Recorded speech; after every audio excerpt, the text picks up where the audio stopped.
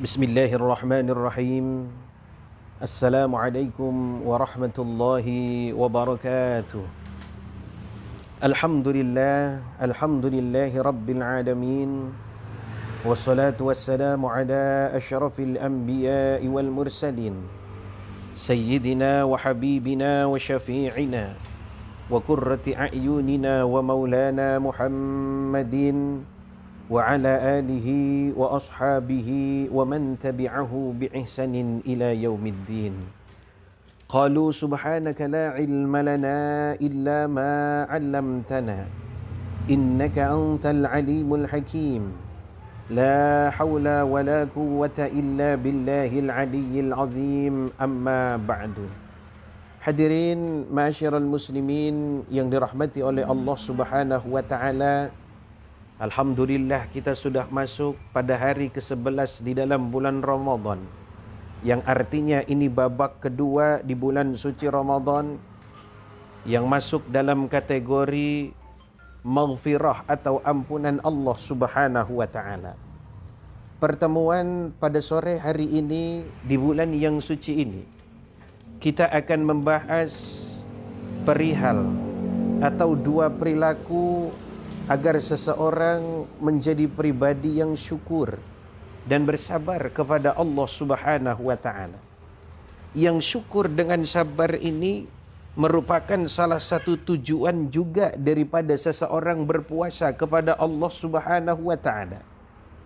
Di dalam hadis baginda Nabi kita Muhammad sallallahu alaihi wasallam, diriwayatkan oleh Al-Imam At-Tirmidzi an Ibni Amr radhiyallahu an, anna Nabiy sallallahu alaihi wasallam qala, diriwayatkan oleh Al-Imam At-Tirmidzi dari sahabat Ibnu Amr, semoga Allah meridainya, dari Nabi kita Muhammad sallallahu alaihi wasallam, beliau bersabda, khaslatani man kana fihi yaktub katabahu Allahu lahu syakiran sabira. Dua perilaku yang menjadikan seseorang dia masuk dalam kategori pribadi yang sabar, dia masuk dalam kategori pribadi yang bersyukur kepada Allah Subhanahu wa taala.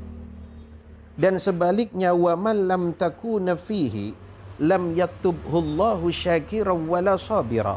Siapa orang yang tidak masuk dalam dua kategori perilaku yang nanti akan kita bicarakan, maka dia tidak termasuk ke dalam golongan kategori orang yang sabar dan orang yang syukur kepada Allah Subhanahu wa taala.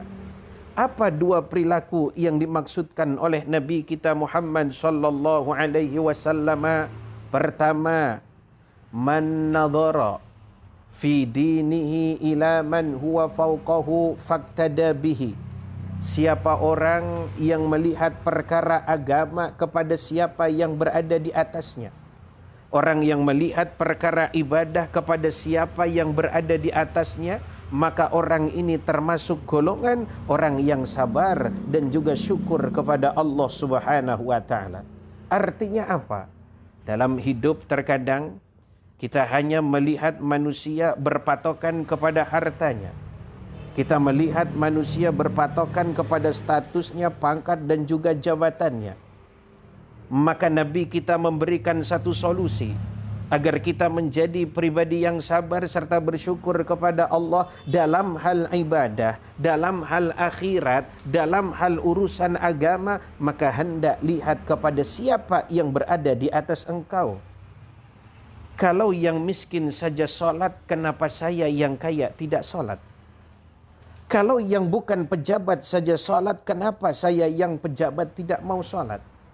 Kalau saya orang yang memiliki kemampuan tidak mau solat, kenapa orang yang tidak memiliki kemampuan dalam berbagai macam hal, tapi justru dia sanggup mendekatkan dirinya kepada Allah Subhanahu wa taala?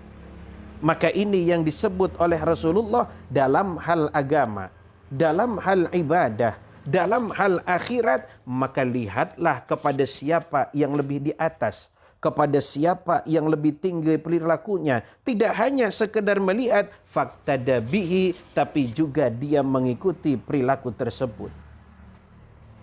Yang miskin ini salat, maka saya pun harus salat. Itu yang miskin saja mau untuk bersedekah, membagikan sebagian hartanya, berbagi kepada sesamanya. Kenapa saya yang berkelebihan enggan untuk membagi apa yang menjadi kelebihan, padahal itu bagian daripada Allah Subhanahu wa taala yang sudah mengkaruniakannya kepada kita. Hadirin ma'asyiral muslimin rahimakumullah. Yang kedua kata baginda Nabi, wa nadhara fi dunyahu ila man huwa dunahu fahamidallaha ala ma faddalahu bihi alaihi.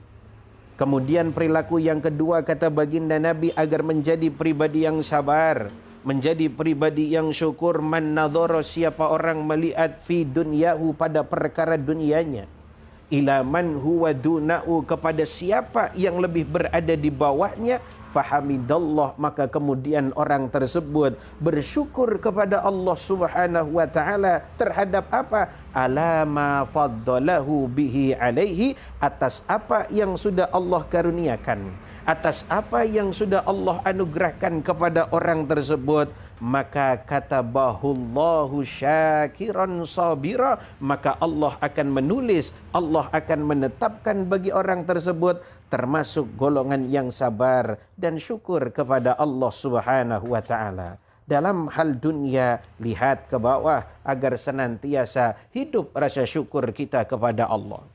Alhamdulillah ya Allah, saya tinggal di rumah yang besar begini. Tetangga itu punya rumah tidak terlalu besar, anaknya banyak, kamarnya hanya cukup untuk beberapa orang saja, syukur. Kata yang punya rumah tapi kecil, masih bersyukur kepada Allah. Alhamdulillah ya Allah, saya punya rumah walaupun kecil.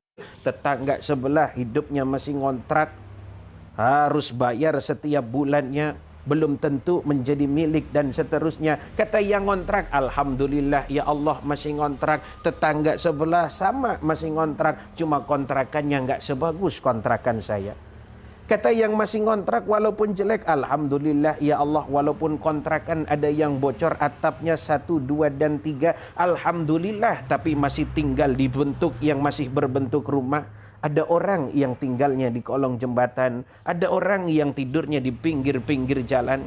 Kata yang tidur di pinggir jalan, alhamdulillah ya Allah, saya masih tidur di pinggir jalan, dikasih nikmat untuk tidur, saya masih sehat walafiat, bisa jalan kemana-mana dan lain seterusnya. Syukur kepada Allah Subhanahu wa taala. Kata yang kemudian dia sakit, masih bersyukur kepada Allah, ya Allah alhamdulillah, saya diberi rasa sakit olehmu ya Allah sebagai bentuk ujian, sebagai bentuk cobaan kepada aku, yang apabila aku sabar dan syukur, maka kau akan angkat derajatku. Masih banyak yang lainnya ya Allah, yang dia diberikan sakit namun tidak syukur kepada Allah. Dalam hal dunia lihat ke bawah, kalau dunia lihatnya ke atas, nggak akan pernah selesai urusan dunia kita. Sebab Allah Subhanahu wa taala firmankan, alhaakumut takatsur hatta zurtumul maqabir. Manusia kerjanya memang senang untuk menumpuk harta, dan baru akan selesai sampai hatta zurtumul maqabir, masuk ke dalam liang lahat, masuk ke dalam kuburan, baru selesai itu orang memikirkan urusan dunia. Dunia yang banyak tidak akan dibawa ke dalam kubur kita.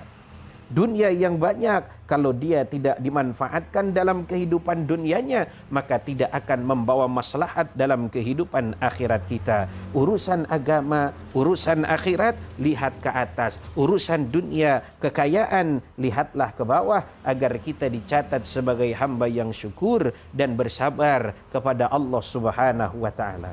Hadirin ma'asyiral muslimin rahimakumullah. Kemudian kata baginda Nabi melanjutkan, wa man nadhara fi dinihi ila man huwa dunahu wa fi dunyahu ila man huwa fawqahu. Siapa orang yang melihat urusan agama tapi melihatnya kepada yang lebih rendah, dia saja enggak salat, kenapa saya harus salat? Dia saja enggak puasa, kenapa saya harus puasa? Lihat perkara agama tapi kepada orang yang lebih di bawahnya.